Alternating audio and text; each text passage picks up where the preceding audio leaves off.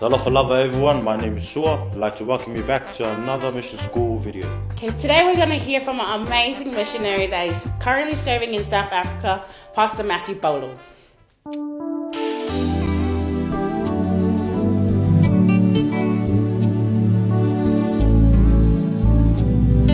Ia o lo ingoa o Matthew Sepi Paulo, ia o lo maanga le lue fa missionary Afrika i Saute, masi o tōlua, Harmony Rachel Sepi Paulo. Ia o maua uma e malanga mai Samoa, ia sa no foi New Zealand. Ia o le ua maua lewa no e fa penao na nga ima ia i ngalu lue fa missionary. Ia i to tonu o Afrika i Saute, i le kontinenta a Afrika. O le lua afe ma le lua na fa vaina i le aonga, a o le lua afe ma le tolu. Na whapea loa o na maua lewa no e urufale atua ia maota uina i tonu o le aonga fa missionary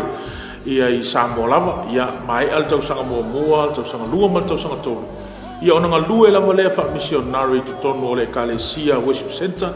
Ia ele ngata fo ilea i tu tonu lava o Samoa, ia la i tala inga, ia ala fo i polo kalame wha ngā solo. Sa maua leva no e wha pea ona anga ia tuai fiti. Ia mau fo leva no e anga ia tuai Amerika Samoa, ia ele ngata fo ilea o New Zealand. Ia o peo i sa wha pena ona anga ia na ua uma mailea o ngā wha missionary, ma wha auina o se missionary. Ia vi ia lava le atua i le valauina. O tūlanga i le mātou iai nei ma mātou ngaluenga wha ngā solo i tonu o Afrika i Saute nei. Ia e iai por kalame wha ngā solo a le ainga missionary. Ia e mese foi ole Kalesia i tonu o Afrika i Saute i le vai aso atoa lava. O le aso ngafua lava ia, o le aso le malo lo ai. Ia le ainga missionary, ia e le aise mea e whapena o na whaatinoina. Ia se i wangana lava i ni mana onga e oso mai whafosei. Ia pōni a ingo le Kalesia e wala au mai pōni mana onga e mana o mia na mātou o ia. Ia o na mātou wanga ia tule ia i le aso ngafua. A o le aso lua.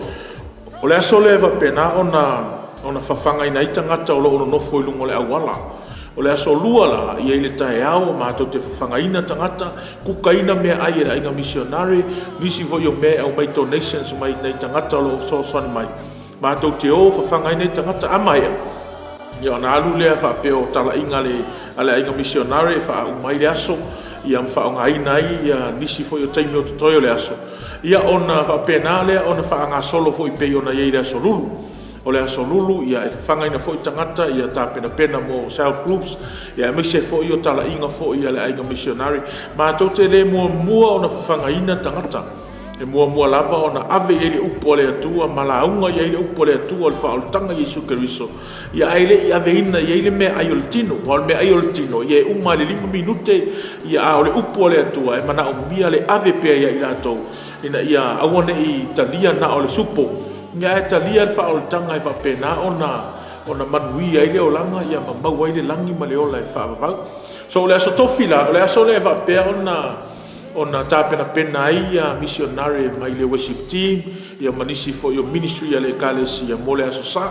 le ngata i lea, ia o nisi fo i o mea mana o mia le whaatinoina i le aso tofi, ia e whapena ona whaatinoina i tonu o le aso lea, ia o le aso whareile, ia e whapena ona whangaina i tangata, ia ma fai ele open air, ia alu e fo i tala inga, ia fai ele au tala vou, ia fai e fo i le fono talo, le auto talo, ia mese fo i o tina, ia pole mawhtanga ta mafo, ia a o whapena ona a o iei whaatasi i to tonu ma le ainga missionary, ia o tala inga fo i e whaatinoina, so o le vai aso atoa lava la, ia e whapena o le aso ngafua lava e malolo, ia o le vai aso atoa e le aso lua e tabla vai aso sa, ia o tala inga o to fono talo, ia o ministry ale Kalesia le ngata i lea ia o le open air ma le whangaina o nei tangata ia ma le ngaluenga whaasa o loto o lo whapena o na whaatinoina i tangata e whapena o na ngai mai ia o le o te iloinga o le itu whaingata o le ngaluenga wha missionary ia o lo wa aia tu le tangata e whaingata o na o mai e whapena o na talia ia le whaolatanga o lo whapena o na e nau ia ilo loto ia lato i loa le mea lea ua whai e lea tua ia te oe malo soifua ia polo uola foi ia o le sipito e whapena o na peise ia whaingata ai le ngaluenga i nei lava ia o na tangata e tele lava i le whailonga langu o tangata e wa ailo tangata i le au foreigners ia pei o mātou te o mai maisi atua ia pei wawa ai tangata i mātou o tangata o lo mai e whaoa ia le oloa i tonu Afrika i Saute. ia pe o mai whainga luenga i nei ma ave la tau tupe ia ma whapena ona no nofo ia la tau runga le awala ia ona o tangata foreigners o le la tau ma whau na ia peita ia ua matou o mai ia mawhaatinoina ngā luenga sosoani ia ma ave iei le alofa o le atua ua whapena ona sui ei malie o la tau loto ma la tau wa aima ia matou le aila le o tangata ia o mai wha-missionary le o mai ave ese le oloa ai o mai whapena ona tatalo ina ia whaamanu ia pea le atua le atunu ma manu malo ina hanga le ngata ilana ia matou te alolofa ina i tangata o lo whapena ona nofo ilunga o le awala i whanau ia o pepe ia o mātua tangata mātutua so se toenga tangata e te maua i lātou ina nofo ilunga le awala ia wale aise mea mapu ia i lātou ia o te loinga o se mea fo ilea ua mawhai ona mātou manu mālo ina ia o lo mātou mafutanga lea mana i tangata o se mea ua o ingai ia hau ia ingei ia mana ngā lulua i Kongo Afrika i sauke ngei ngā lunga wha misio ngale ia auangi e mangaku whaapiko i se kangaka ia e aunga i le kangaka no matter what the situation o le a lava le kua i ngā situation e i le kangaka ia o ingei ia e o mai kangaka e whawhanga ia e parapala lava lava i ke wa ai aku i lako fōringa ia e ke wa ai aku i lako se e vai ia e parapala o lako urima e whakarofa e mangongi fo i se kulou lava lau whaafonganga pea e fusi e ke langonga inga le mangongi ia e ke whaikeke i fo i ngā nge i maua o i se mai ai o le kulanga langa ia mako ke le mangaku lava i se siku ai ia mangu malo inga kangaka nge i mo le ali i malonga malo mako ke oa i lalo i le levo o lo whapenga o nga i la kou inga ia au mai whakasi la koulu mako ke ngā lulu e whakasi ngā luenga le li meanga mako ke le ingo ingo ai e whapenga o ngā whakalofa ia la kou fusi la kou o ngofo whakasi mai la kou a ai whakasi mai la kou kalangoa whakasi mai la kou ia aua nge i ai se whailonga kangaka ma se whaapiko yo mātou loto o le ko kele lau kangaka ia mako ke ave i lifto soang e o le la so sae ke wa ai loku mai la ko o mai saungi e o mai saungi e o mai loku o fai e ngai kangaka mako kalangoa ia au e ke popole i lava lava e va penga o nga o ngisi au kangaka o fu alanga o fu malbe so ako e o mai ia mala ko saungi a fa pe o e manatu e te fia alu lenga luenga fa missionary o la o fautuanga o la o tu lalo fo ia te o malo loto ma lalo o le kaimi ale ngei o le kaimi sa haleluya awangi e ko mangaku fa pe o kaya ko isu i fo i mangaku mo so lo a o le kaimi ngei o le kaimi piko sili le amata o e ke fa pe ko i le tua a wina tua o le tua e fa nga ina lo wola mo oi malau nga luenga fa tala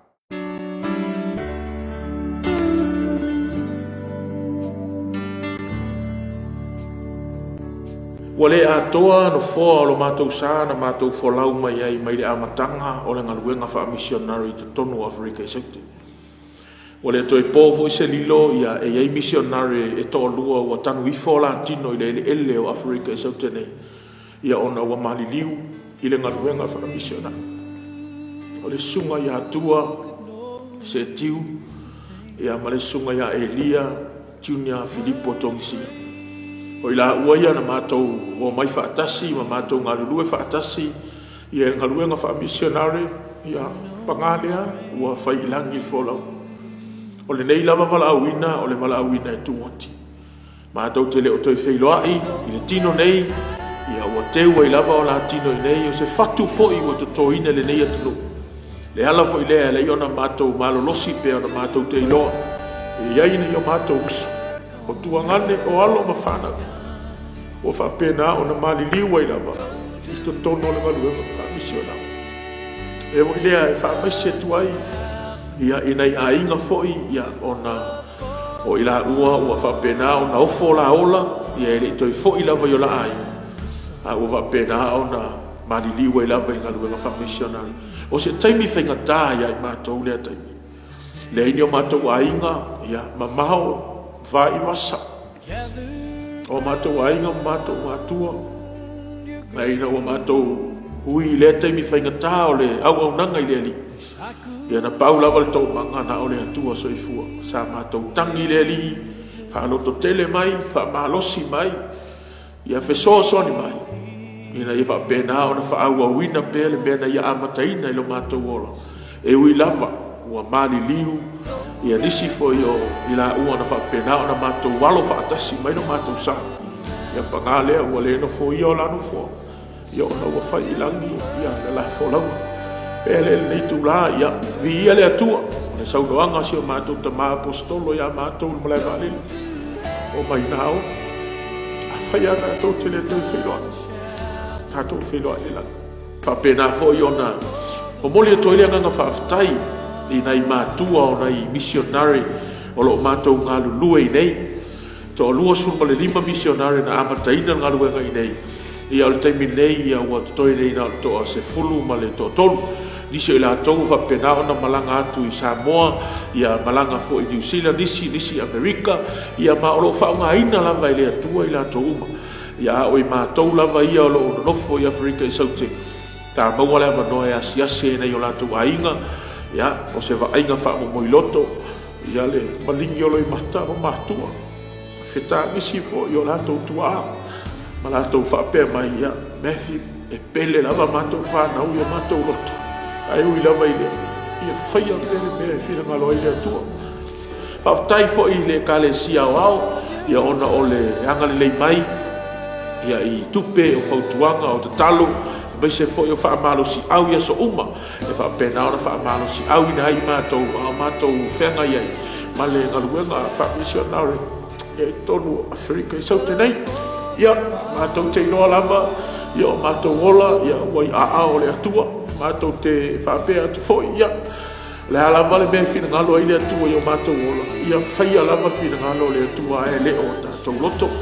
ia o fai foi tatou te toe feiloaʻi se taimi o i luma pe tatou te le toe feiloaʻi foi ia o loo i le lagi lava ia le pule o mea uma lava ina ia faia lava le mea e finagalo ai le atua i lo soifua ia mai se foi o loo manuia ia i susuga ia lii ma tamaʻitaʻi misionari